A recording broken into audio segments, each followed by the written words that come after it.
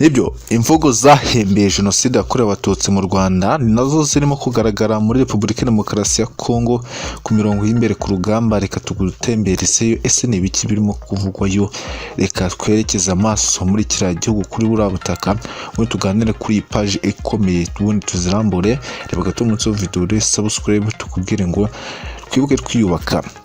Ubwo hibukwaga ku nshuro ya 30 jenoside yakorewe abatutsi mu Rwanda, mu karere ka Rubavu, umuyobozi uhagarariye abibuka muri aka karere yagaragaje ko imvugo z'urwango no kwibasira abanyekongo b'abatutsi bavuga ururimi rw'ikinyarwanda izakoreshejwe mu gutegura no gushyira mu bikorwa jenoside yakorewe abatutsi muri iki gihugu cy'u Rwanda.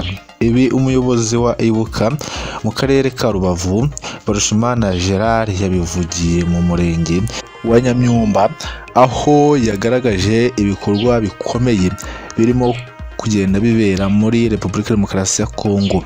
Aha igikorwa cyo kwibuka ku rwego rw'akarere abatutsi bajugunywe mu kiyaga cya Kivu biciwe kuri bariyeri yitwaga Nyabuhungiro ku muhanda wo ku Mashyuza babaga baturutse mu cyahoze ari akarere ka Nyamyumba na Kayove, ubwo bageragezaga guhunga berekeza mu cyahoze yitwa Zaire, ubu ni muri Repubulika Iharanira Demokarasi ya Kongo.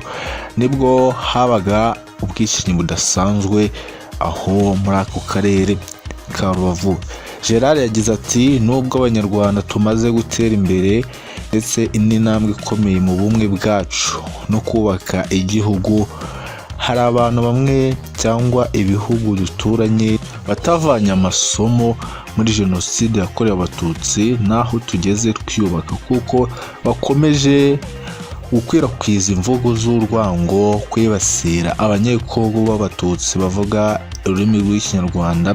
Iyi ngengabitekerezo ya jenoside ikaba iri muri gahunda yeruye nk'ikoreshejwe muri kiriya gihugu mu gutegura no gushyira mu bikorwa jenoside yakorewe abatutsi hano mu gihugu cy'u Rwanda mu 1990 kugeza mu 1994, hakoreshwaga imvugo za rutwitsi zitaga abatutsi inzoka n'izindi nk'izo zavugirwaga kuri radio RTL mu 1993 n'1994 n'abanyamakuru nka Kanano na Bemereki, ndetse no mu kinyamakuru Kangura cyandikwaga na Hasani Ngeze wakoreshwaga n'agatsiko kari ku butegetsi icyo gihe bitaga Akazu. Yavuze ko kandi ko iyi politike y'irondabwoko ikomeje gukwirakwizwa mu burasirazuba bwa Kongo, naho ifite imizi yo kuva mu 1980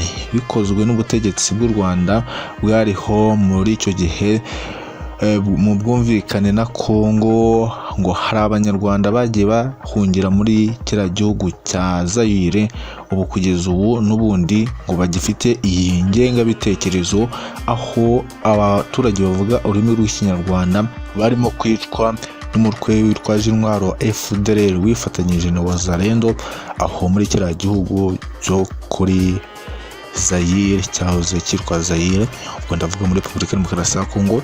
Ibisa n'ibyo kuri ubu noneho biravugwa ririmo ihuriro, harimo igisenge Hutu bivuga ko ngo rihuje abakongomani bari muri kiriya gihugu badashyigikira ubutegetsi bw'u Rwanda ndetse batoteza abanyarwanda bavuga ururimi rw'ikinyarwanda, ariko by'umwihariko abatutsi batuye muri kiriya gihugu bifatanyije n'umutwe FDLR bimbumbiye hamwe, ndetse ngo bari kunoza umugambi mubisha wo gukorera abatutsi bo muri kiriya gihugu cya Kongo jenoside.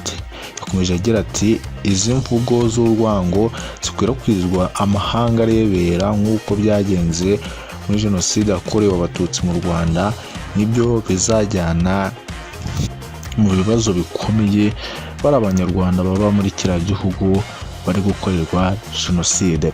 Uretse kuba ibi bihugu byaba iby'amahanga ndetse n'iby'abaturanyi, ni amasomo byari byabona nk'uko mubizi. Mwemeza neza ko igihugu cy'u Burundi nacyo gishyigikiye Repubulika ya Demokarasi ya Kongo mu ntambara yo gufasha umutwe FDLR ngo gufata ubutegetsi bw'u Rwanda ndetse bagafatanya mu kwica abaturage b'Abanyarwanda bo muri kiriya gihugu bavuga ururimi rw'Ikinyarwanda. Muri ayo masomo ntacyo barakuramo kuko aho byagejeje igihugu cy'u Rwanda ni ahantu habi cyane, ndetse kugeza n'ubwo hari abaturage benshi cyane basize ubuzima mu bwoko bw'Abatutsi. Tukubwira ngo komeza kwihangana, niba iyi nkuru igukoze ku mutima. Yes, wabyumvishe neza, aho ni mu karere ka Rubavu. Bivugwa neza ko umutekano wapanuwe ku buryo bukomeye cyane kugira ngo hatagira n'indwanyi n'imwe yo mu mutwe wa FARDC cyangwa FDLR yakwinjira ku butaka bw'u Rwanda gukora ibibi. Nibyo wabyumvishe neza.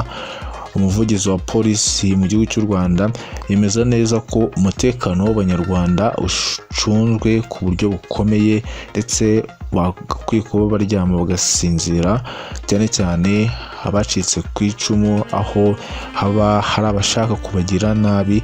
Ubu byagorana cyane kuko umutekano urakaze cyane kuri Repubulika Demokarasi ya Kongo, kuri uriya mupaka aho bashyizeho agahebuzo. It is a very destination, ntabwo bakwinjirana igihugu cy'u Rwanda. Byakomeye. Aho ni mu karere ka Rubavu turi kuri ubwo butaka, aho ni ku bupaka w'icyo gihugu cya Kongo yitwaga Zaire ya kera, hahungiye umukwe FDLR wanakoze jenoside ukiriyo, ndetse bikaba bivugwa ko ngo urimo gufatanya n'ingabo z'iki gihugu FARDC, ndetse bazihuje n'indi mitwe yitwaje intwaro ngo bari kurwanya umukwe M23. Ibi byose ngo bishinja igihugu cy'u Rwanda ngo kuba kugifatanya n'uyu mutwe. Turazana amakuru abagezweho. Nyaboneka ntiwibagire gukanda subscribe kugira ngo ujye ubana natwe mu nkuru zikomeye tuzajya gutegura umunsi ku munsi.